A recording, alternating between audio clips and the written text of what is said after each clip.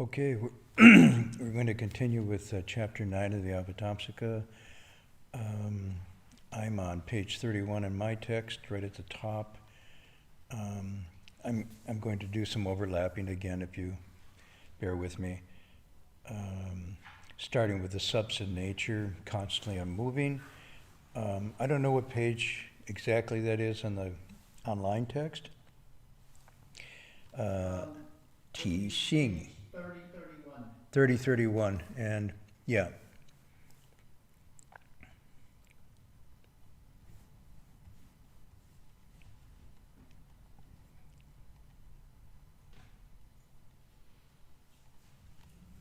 So, aiming for 3 verses tonight. Let's see if we can slowly read through in the Chinese and then work on the translation and some discussion. Okay. 体性常不动，无我无来去，而能无世间，无边细调伏。What turn is that fu? Is that second? 调伏. Fu. Okay. Next verse.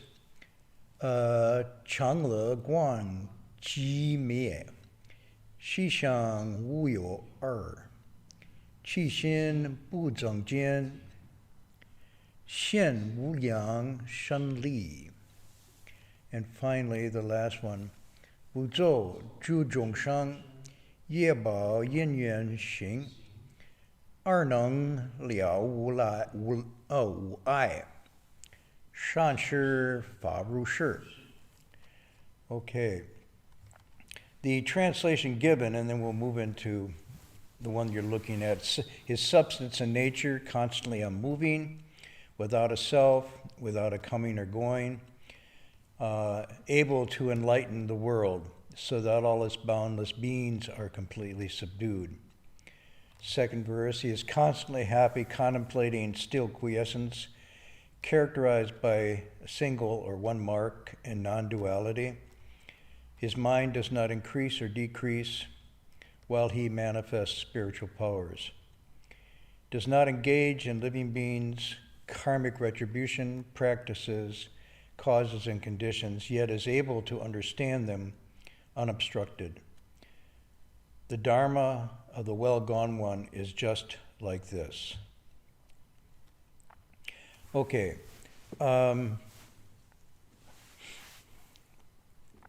This is repeating from last week, but basically talking about the nature, his nature, a Buddha, someone who's accomplished Buddhahood. I'm trying to look at the Chinese on this again.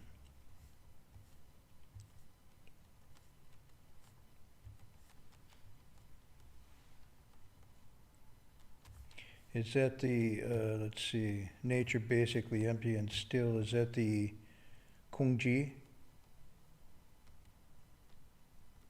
No. It's the, let's see here what we have.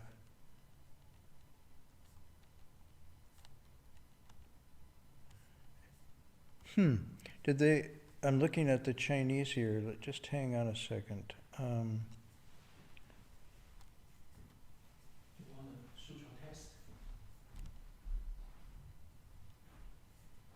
I'm trying to figure out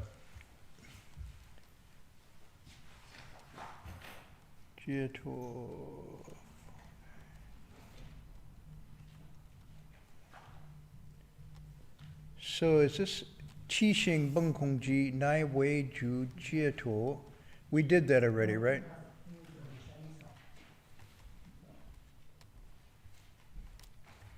I'm just trying to match up the English with the Chinese.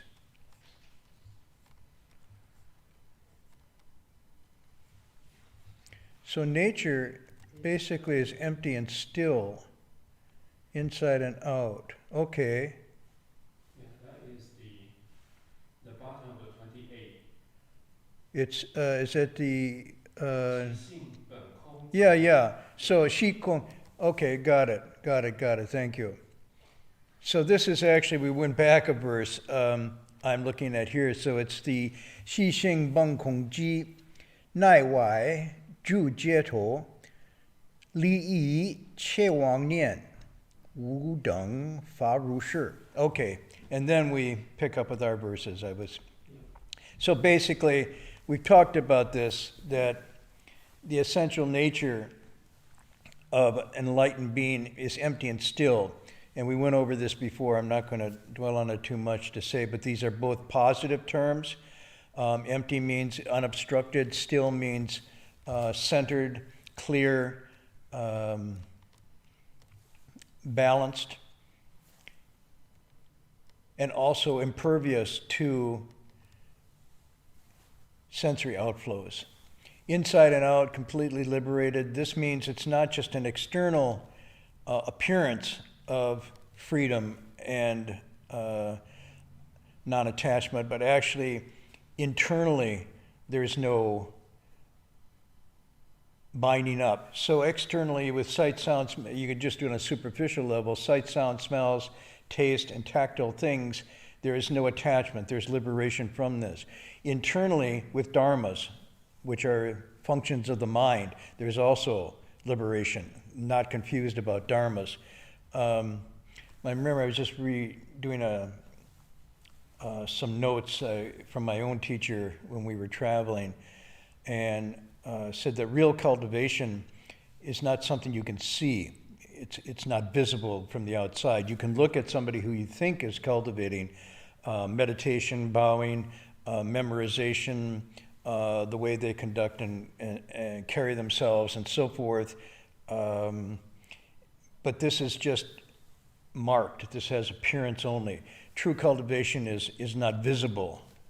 And that's why it's hard to really find what's real and true, because for it to be real and true, then internally there also has to be no wrong thinking and no attachment and no seeking. This becomes really important because there's only two people who know about this. So when you're really doing this work, it's like it's totally a waste of time to do this for any kind of appearance, for any kind of attention or recognition. I mean, it's just that's just totally absurd. But only you know if you're really doing it, if you're genuinely doing it. And only you know is when it's not seemingly shown on the outside what's going on really in the inside. So you can, quote, in a sense, put on a good show or even fake it on an external, but the return of that is completely sterile. It's empty. It doesn't mean anything at all, because the only transformation that counts is the internal real thing. Therefore, you know about it, and then this genuine cultivation has to be this bittersweet, honest, brutal honesty with who you are, where you are, and what you're doing, without being judgmental and getting down on yourself, but really calling out a spade is a spade here, and then working from that ground. The only other person who would know about this is if you're really fortunate enough to find a real Shanjesh or a Kalyana Mitra who knows your thoughts, your states, and your inner being, and is able to then reflect that back on you. The text goes on, we talked about this, apart from I translate it as wrong thinking. We went into that last week. The only thing I wanted to say here, the unequal dharma is also like this. I don't think that's what it's saying here. I think it means the unequal dharma is just this way, Rushir, and not also like this. In other words, the unequal dharma is empty and still, inside and outside. It is completely liberated. It is apart from all misconception, misconstruing, wrong thinking. The Dharma, the fundamental teaching, is also like this. It has these qualities. Rather than the unequal Dharma is also like this, I would say it's this way.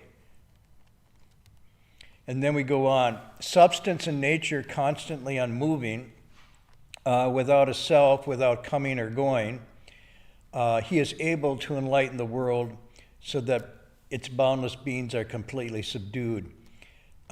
There's this line here, and then you'll notice coming up in the verse that follows, you have well gone one. I'm looking ahead when it says, do not engage in living beings' karmic retributions. We didn't do that tonight.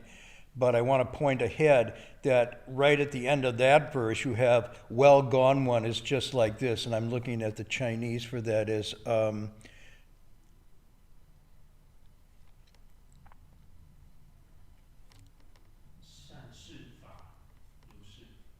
which line is that, Alan? 6. Which one? 6. From the top. Rulai Banfan Bia? No. Above that? Yeah. Shan Shi Fa Ru Shi. Yes. Yeah. So Shan, good. Shi, how would you translate Shi? Gone. Huh? Gone. It's gone. To go, pass. Dharma, Ru Shi, also like this, is just this way. So I'm just pointing ahead that these are expressions for what's called Tathagata. And so a Tathagata is a particular title. It's a Sanskrit word, but it's a title.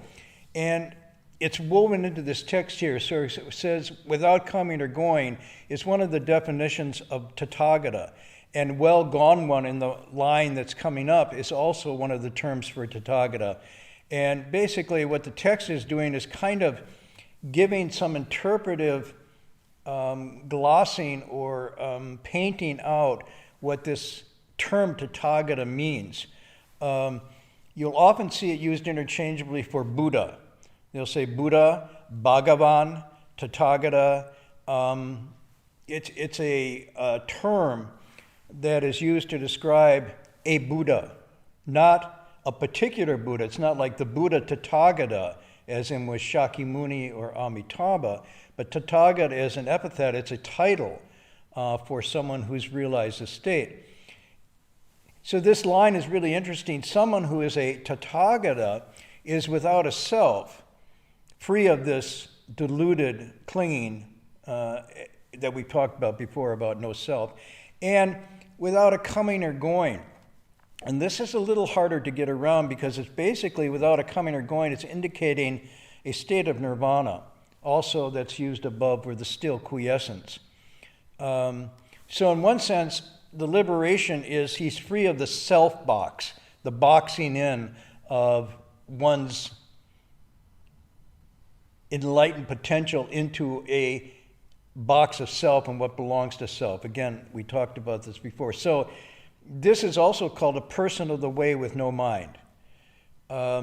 Still a person, but has no self. So it's a no-self person. It's not a non-person, but a person without a self.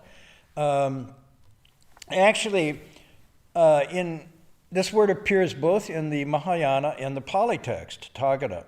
It's not limited to either.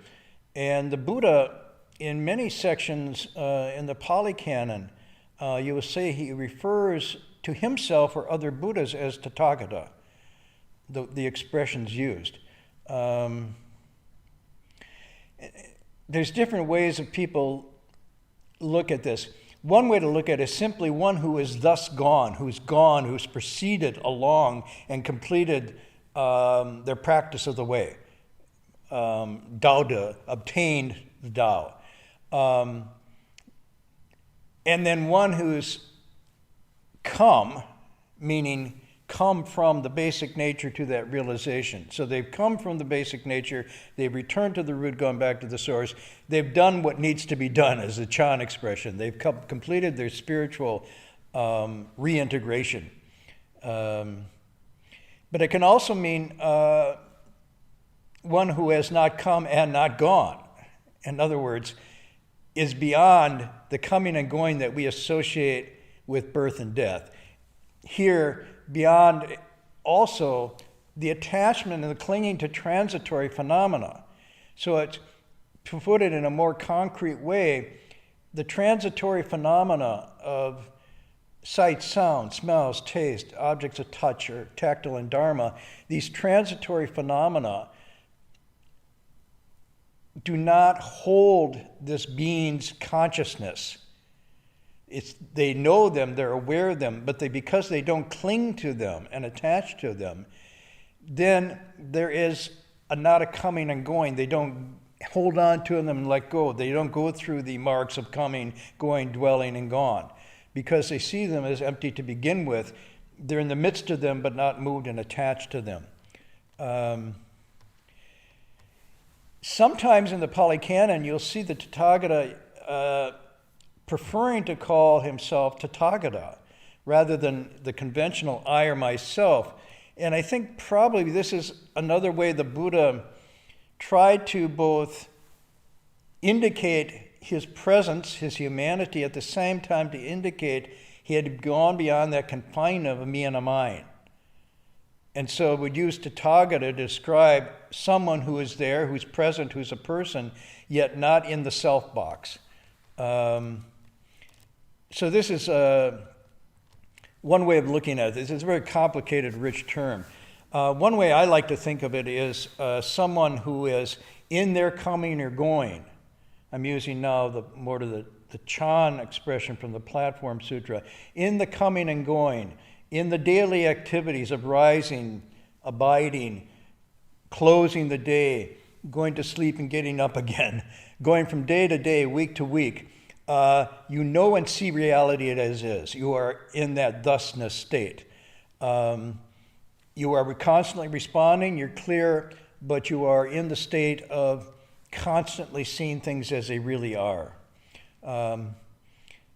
So this is what it means to arrive at suchness. It's not some mystical, abstract, far away, beyond the human realm, but rather it's a clarity and a unobstructed functioning within the conditioned. And that's, I think, another way of saying one who has arrived at suchness or thusness. Anyway, it's just a fascinating term, but what I'm hinting at here is, at least from my interpretation, I'm seeing this embedded in a number of lines in the text here, teasing out this, although it doesn't say Rulai, which would be the Chinese for it, but it uses Shan Shi, which is well gone one. So Rulai and Shan Shi are used interchangeably.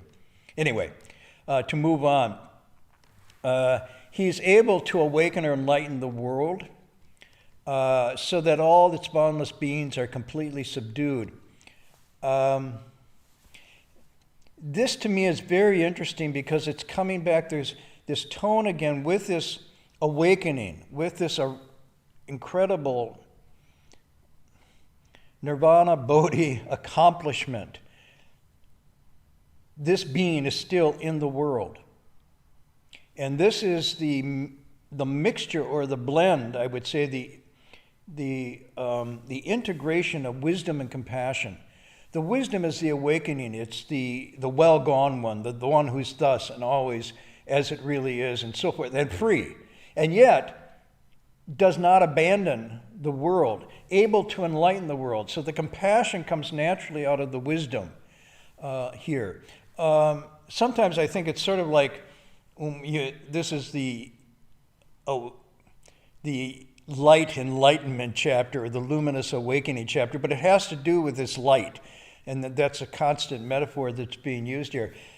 Sometimes I think of it as the sun, as it shines, has light, has incredible light, and yet it naturally, Ziran, naturally benefits all beings and all living things through its radiance. And I think this is sort of like able to enlighten the world. Able to doesn't mean I need to go out and enlighten the world, but simply by attaining this state of unimpeded wisdom and functioning and virtue, because virtue is also called light. And in the Da Shui, it talks about Ming Ming De, to illuminate, to shine with virtue. And I think that's what's going on here, is that it's a natural radiance that then benefits the world. And maybe not only maybe, I think for sure it can happen without there being any speaking or lecturing or talking. That a person like this who's accomplished this state naturally sheds kindness, compassion, joy, equanimity, and a kind of virtue light that is very inspiring. So that its boundless beings are completely subdued. There's a wonderful expression my teacher used to do when we were beginning our cultivation. He would say, subdue yourself, return to principle. Get a handle on yourself, gather yourself in, and bring yourself back into conformity, into alignment with things as they really are. And of course, being out of alignment with things as they really are is to be unsubdued, is untamed. So I think we have to be careful here. It doesn't mean to dominate or to, how shall I say it, to overcome or dominate. That's what it doesn't mean are completely subdued. I think what it's talking about here is when beings encounter this enlightened being, they are naturally tending towards a kind of calming of their wildness. They're becoming more human in the best sense of the word. So it's to regulate, it's to correct, it's to adjust and soothe and quell. Tiaofu. I think this is one way. Also, it's very interesting. In the Sanskrit, it's another translation for the Vinaya, for the Vinaya. Tiaofu is used interchangeably. Now this means, and sometimes when people translate, they translate it, the Vinaya, however pronunciation is, as the discipline. In other words, the Vinaya is the monastic code of discipline for training and regulating and body, mouth, and mind. It's a code of conduct with specific rules of how to conduct oneself. The spirit of the Vinaya is Shila, of course, which is the moral, ethical regulation, but the Vinaya is very specific. It's a code of conduct. But it's meant, to go back to the early term, it's meant to liberate. So one of the words for it is pratimoksha, for the Vinaya that monks and nuns take, which literally means root of liberation, moksha, liberation. Prati is the root or the source of it. And so it's not a punitive, repressive code of conduct or morality, but rather it's the idea that by controlling and regulating and harmonizing your body, mouth, and mind, you gain liberation. Now, this is very interesting because it's a little bit different than the sort of a 1960s definition of freedom, which was, I do anything I want to do. I do whatever I want to do is freedom. But this has the idea that it's different than license. It's an actual freedom that comes from inspired and insightful restraint.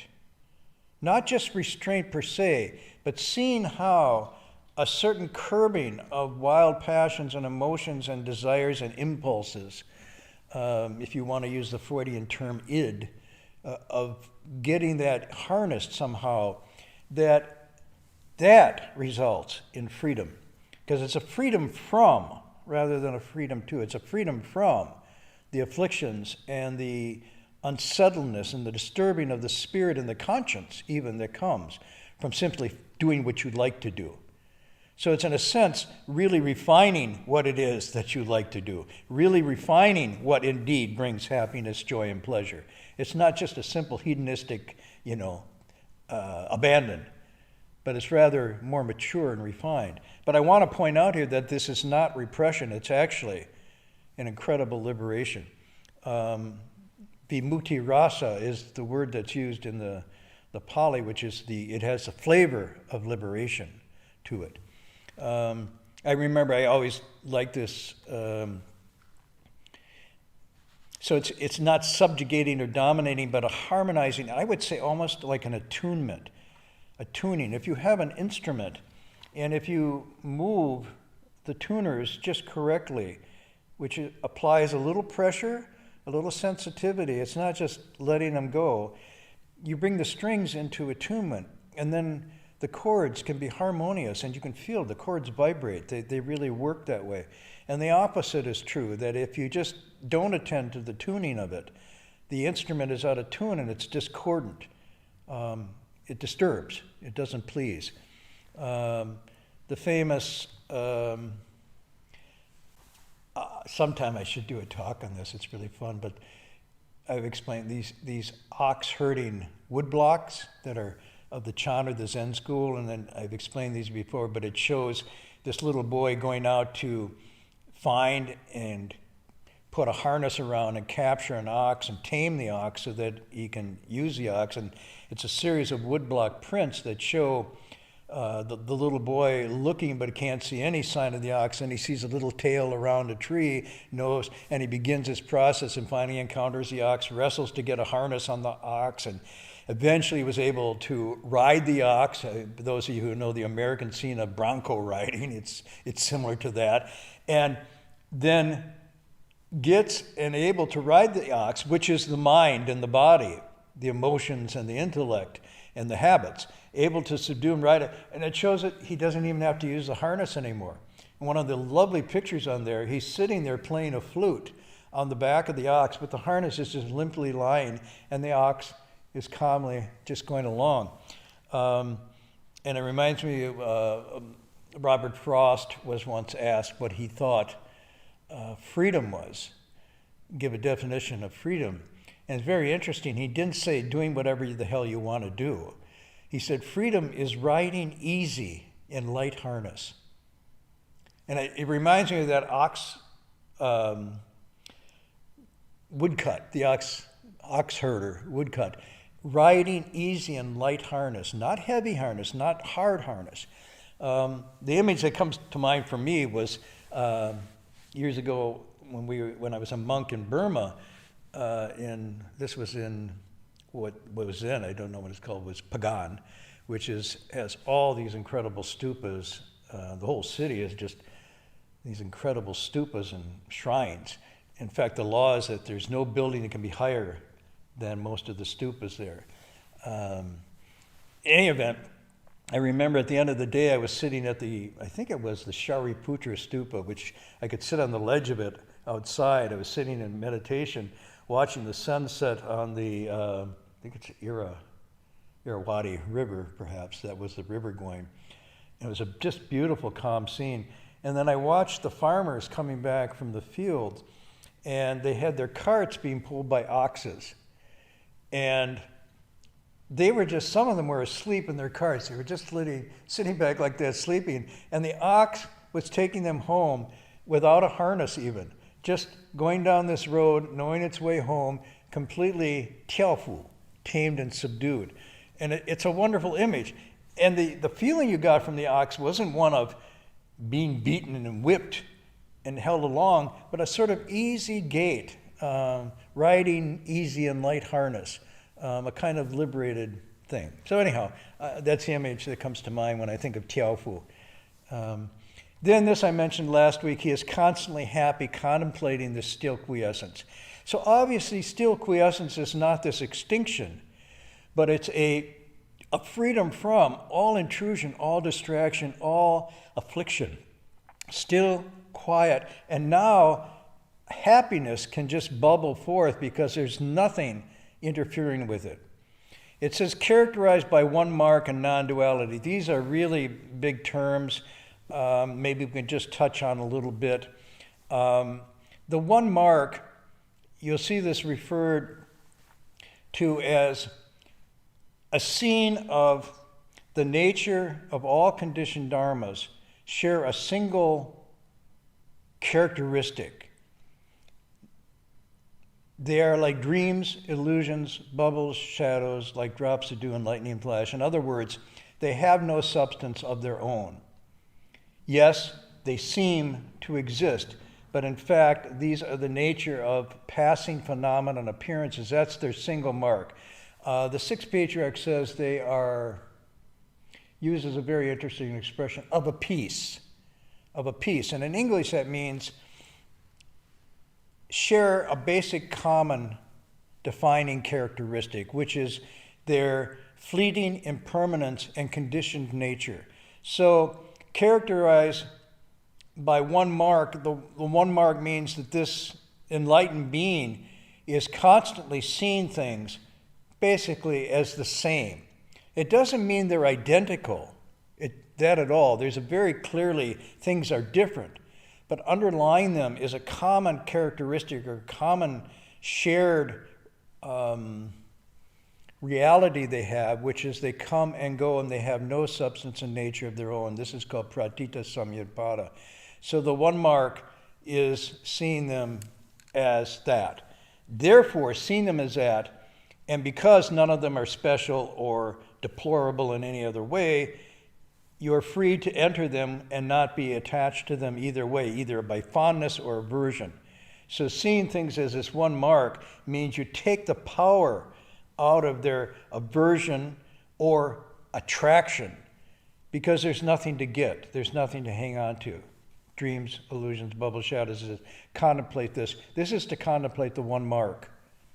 Non-duality is a big term I'll probably have to come back to. We talked about it a bit, but it doesn't mean everything is identical. That's not what non-duality means. Rather, it's referring to everything has a profound interrelated quality to it. And the non-dualities often expressed, for example, living beings and Buddhas are non-dual. It doesn't mean living beings are identical and the same as Buddhas. What it means is they are along a continuum. A cultivated living being becomes a Buddha. So this is what it's saying, and this is important to understand. It's not making this claim that everything is exactly the same, but it's pointing to there is a single substance, so to speak, which can transform into the myriad realms. So when it says the 10 Dharma realms are not beyond a single thought, it's talking about non-duality. The hells, animals, ghosts, asuras, devas, people, all the way up to Buddhas and Bodhisattvas are a continuum of a single substance manifesting differently or being used or cultivated or refined differently. So this is, how does the verse go? There's a wonderful verse for Xin, the mind, and it shows the character, excuse my Chinese, but it's like this. So it says, it looks like 3 dots and a crescent moon. And so the verse goes, 3 dots and a crescent moon, meaning the mind. All those with fur and horns come from it, and Buddhas too. That's the verse. And basically it's saying this mind, this basic potential, the human essential nature, mind, nature, so on and so forth, from this come Buddhas and Bodhisattvas, if used well.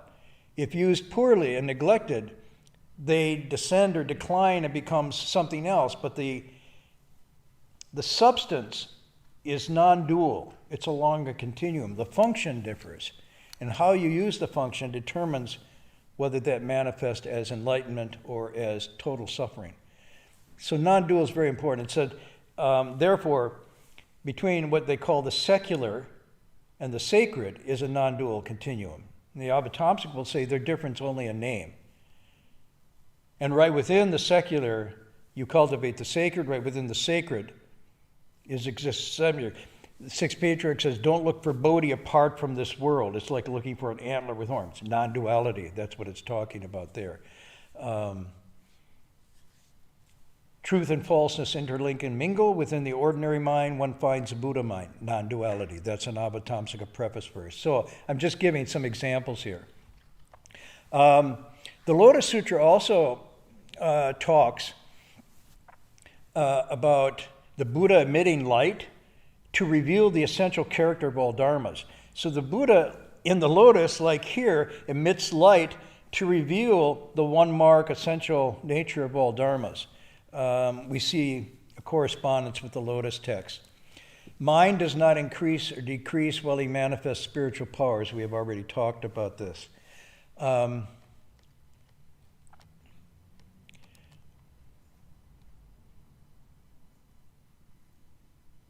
maybe say a little bit about this, because we've gone from no self and emptiness and so forth, and now we talked about non-duality. And sometimes these concepts convey a kind of negativity for people. No self, no mere mind, impermanence, even non-dual, suggest a lack of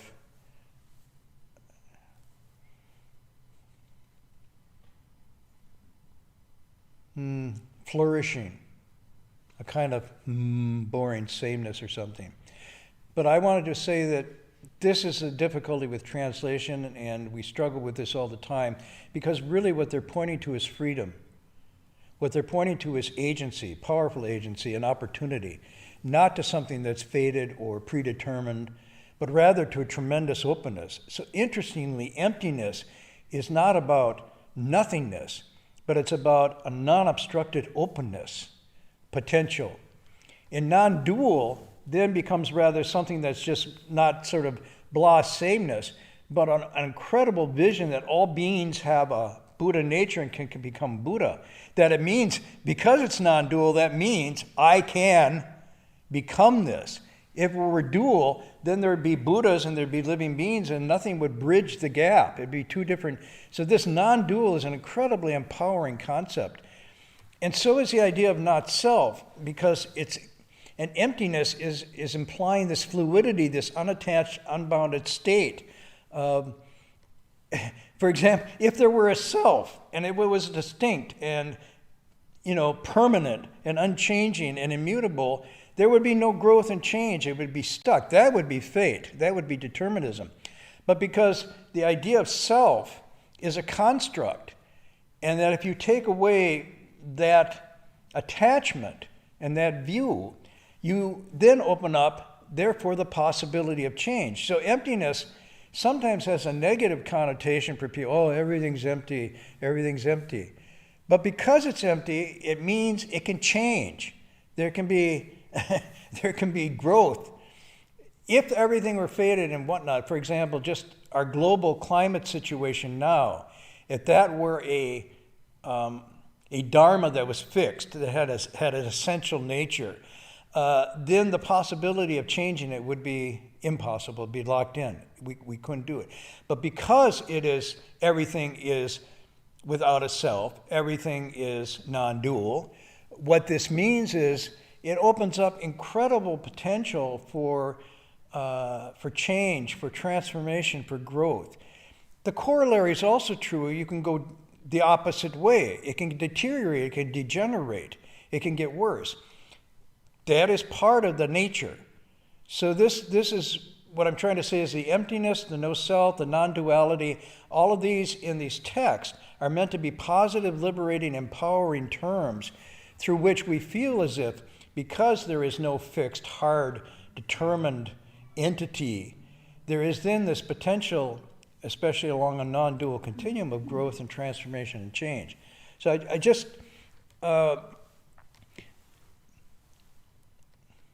breaks us out of sort of a fate and fixed and frozen dead-end thinking. And I think this is really, really critical for getting the spirit of these texts. And that's why it's often said that enlightened beings who understand this then attend to causes. They're very careful and attentive to what they're doing with their body, with their speech, and with their thoughts here and now, because they know the changes that come, the effects that come from that, are set in motion by those actions. Whereas ordinary people, because they don't understand the fluidity and the openness of causal reality, then don't attend to causes, very sloppy and negligent about what they think, say, and do, but then piss and moan when the effects come. And really, it's like trying to deal with the horse after it's out of the barn. So bodhisattvas attend to causes and don't worry about effects because they know they naturally flow. Ordinary living beings are distinguishing between the two is they worry about effects, but they don't attend to causes. So what the text is doing here is really indicating that a Buddha is someone who really attended to causes, really paid attention, and took charge of one's fate or destiny, determined it through active agency, not passive sense of it's all fixed, it's all fated, or there's a God that rules over all this. So I just want to point out that even though there's a lot of negative terms in here, bu'ar, wu-wo, and so forth, what these are indicating is an unobstructed liberation of potential for dynamic living. Anyhow. Whoa. We're out of time for tonight. Okay. I'll just read the verse. Does not engage in living beings, karmic retributions, practices, and causes and conditions, and yet is able to understand them without obstructions. The Dharma of the well-gone one, again, Tathagata, is just like this. Basically, this is really important because we're saying before there's this wisdom enlightenment, and then teaches the verse before, what was it?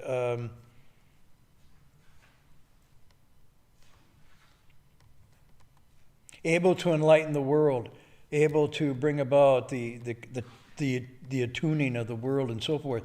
And what you're seeing here again is this idea,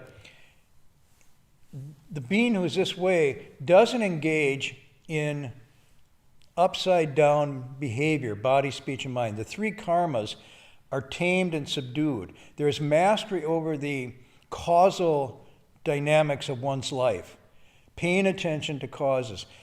Therefore, the effects are less and less inhibiting, almost gone. So doesn't engage in what living beings do, which is to not pay attention to causes and then bemoan effects. So that's what it means, does not engage in their karmic retributions, practices, causes, and conditions. It's simply saying he or she is in the world but not of the world. Everywhere engaged with living beings but nowhere attached, nowhere confused and upside down.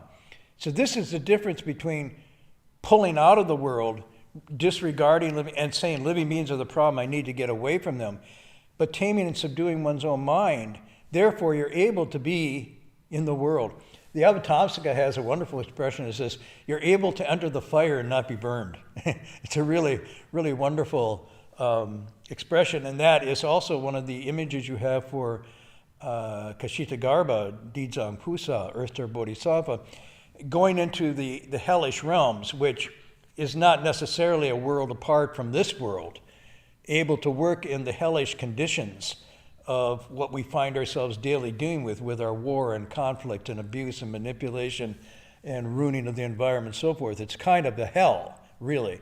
The Bodhisattva is, Dijang's pictured on this cool lotus, right within that, but not burned by those flames. So it's a state of mind rather than a realm. But it's the ability, without being caught up in these karmic conditions and this confused, entangling cause and effect behavior, one is thus free, but now free to be in the world and to teach and transform, and therefore able to understand them without any obstruction. The obstruction would be liking or disliking. That becomes, so you're very professional, the Bodhisattva is professional at this point, in the world with living beings, completely understanding them, not doing the upside down behaviors you're doing, but not abandoning either, and responding as a skillful physician without judgmentalism. Unobstructed means I don't want these living beings to like me and fall in love with me and so on and forth. I don't want to establish that sticky connection, nor do I want to reject and push them away as if that were some kind of liberation, because that's just another form of attachment. So it's this without obstruction means you're able to do the work, the Buddha's work, without any limitations. And that's why that expression, the Dharma, the well-gone one, is just like this. The Dharma, the practices, the activities, the self-cultivation of the well-gone one, working with and in the world of living beings, is just like this. I'll stop there for tonight. Next week, we'll we'll pick up on the next verse. Each and every being drifts and turns. This is just some really wonderful sections here. Yeah. I was somehow I was thinking about this tonight.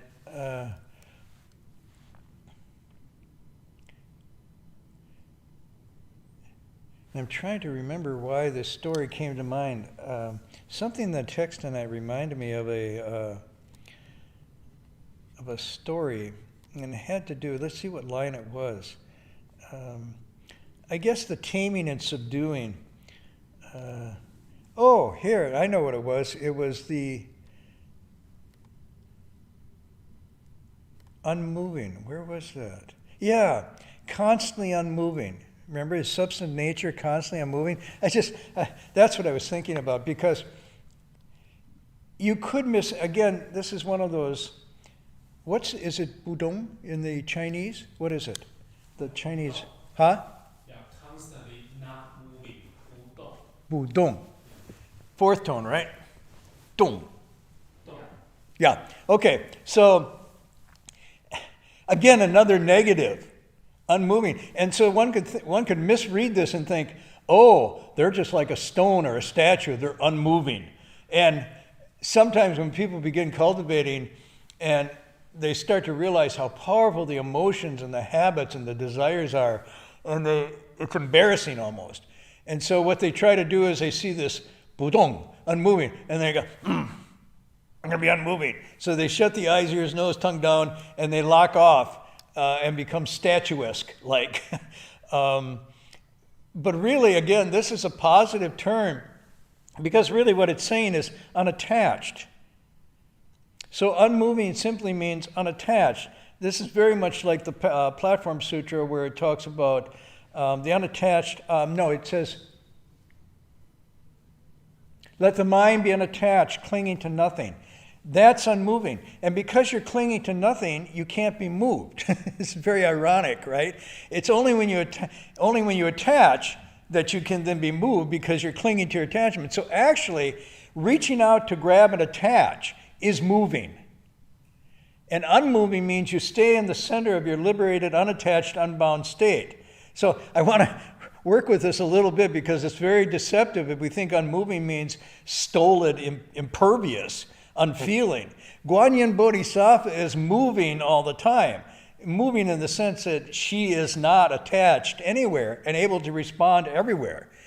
So this unmoving then is referring to a state of liberated centering.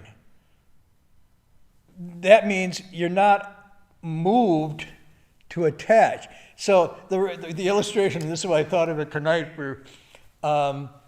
when I was beginning my cultivation, one of the things you realize is that your attachments, your habituations, can often go for food, fame, wealth, sex, or sleep.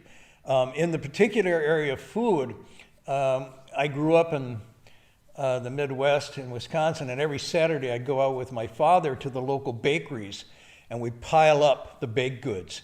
The Danish pastries, the stuffed eclairs. I mean, it was a kind of hedonistic abandon, only on Saturday. And of course, if you were a little kid, you went along, they give you free samples at every bakery. So I was indulging my pleasure in this. And of course, afterwards, I get all kind of sugar groggy and whatnot, but I couldn't. Anyhow, so I start to cultivate, and I think, okay, one of the things I'm going to do is get a handle on my sugar flavor quest indulgence. And of course, it was fairly easy in the monastery, because there wasn't a lot of donuts and pastry in the monastery. But sometimes when the donuts and pastries are taken away, the mind creates its own bakeries. So you're sitting in meditation and you're thinking there's no donuts and pastries, and yet now donuts and pastries are even more in your mind than they were when you actually had them in front of you. But this is part of the act of cultivation, because you realize, oh, so now I'm seeing my attachments really clearly as I sort of pull away from them. So I got to a point where if a cake or a pie or something was brought into the monastery, I would try my best not to salivate over it, not to notice it, and not to move. Dung. And so my teacher would always come up to me when something like that would happen and watch me, and he would say, "Dung ba dung." Did you move or not move? And oh, yeah, well. So the time that I really got it though was we were touring, and we were in Hong Kong, and it was around the time of the Mooncake Festival. Now, in Wisconsin, we don't have mooncake, so I never knew what a mooncake was. And so one place we were, in some place in Hong Kong, and they brought a mooncake out, and I looked at it, I'm like, what's this funny thing? It looks sort of like a Chinese hockey puck or something. And I took one bite, and I realized, oh my gosh, this is my Wisconsin pastry plus. It's got this filling and this doughy outside. It doesn't look, until you know what the taste is, like anything. But once you get the taste, and I thought, oh, here I go. And I thought, okay, I have to not go down this road. 2 days later, it was the actual Moon Festival. And we're in a temple in Hong Kong. Now, I got to tell you, Hong Kong knows how to do its mooncakes. I mean, they have mooncakes wazoo. It's just all different kinds, all different stuffings. I mean, the proliferation of the varieties of mooncakes in Hong Kong around this time are mind-boggling, literally.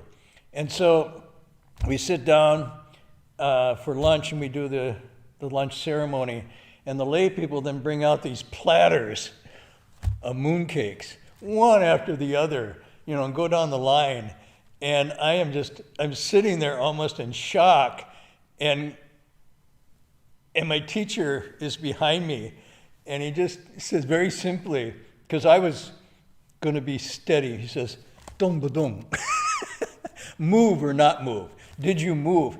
And now that led me to tonight's thing of understanding what moving meant. Unmoving means that you're careful, you have subdued and seen through and subdued, seen through and put down these attachments so that you no longer are moved. So unmoving doesn't mean repression. It means freedom from being controlled by your desires and wants and habituations. So I just share that story with you today. But every time I see a mooncake now, I remember that particular teaching. And it was wonderful because he would teach us these concepts like non-duality. For example, he'd say, how come right now, sitting here, you're not a Buddha? It wasn't far away. It was like non-dual. You and a Buddha are basically the same. So what's keeping you from that? And the same thing with movement or unmoving. It wouldn't be, abstractly, metaphysically, you're unmoving. You're on the unmoving ground. It would be things before your eyes or your ears or your nose. And are you able to be clear and centered in the midst of these things, or do you move? And then unmoving meant you had actually had a mastery over the sensory outflow habituations. So it's very real, even though the concepts seem... Anyhow, I'll stop there. We'll do a transference in English. Nobody's here to announce. Our resident monks and trainees have gone off to Snow Mountain. I think they're coming back this Sunday. So we'll be... Heng Sure's lecture tomorrow night. Heng Sure's lecture tomorrow night in the Avatamsaka from Gold Coast. Is it called Gold Coast Monastery? Yeah, Gold Coast Dharma Realm. Gold Coast Dharma Realm, thank you. So I think things will be relatively quiet on the weekend here then, except for tomorrow night's lecture tomorrow night. Yeah, and then the Skillful will have the Buddha name recitation at 12 and also 2 p.m. So 2 times. Okay, so 12, and then at 2 p.m. there's a Buddha recitation tomorrow. Okay, and right now we'll do the transference in English.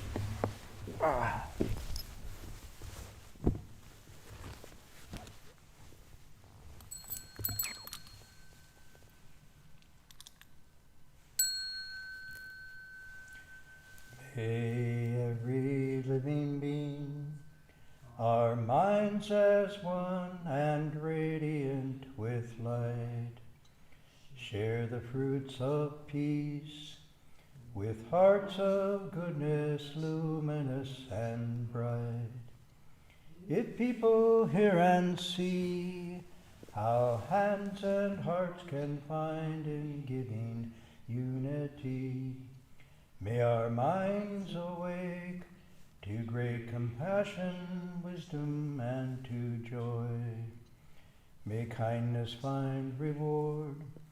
May all who sorrow leave their grief and pain. May this boundless light break the darkness of our endless night. Because our hearts are one, this world of pain turns into paradise. May all become compassionate and wise. May all become compassionate and wise.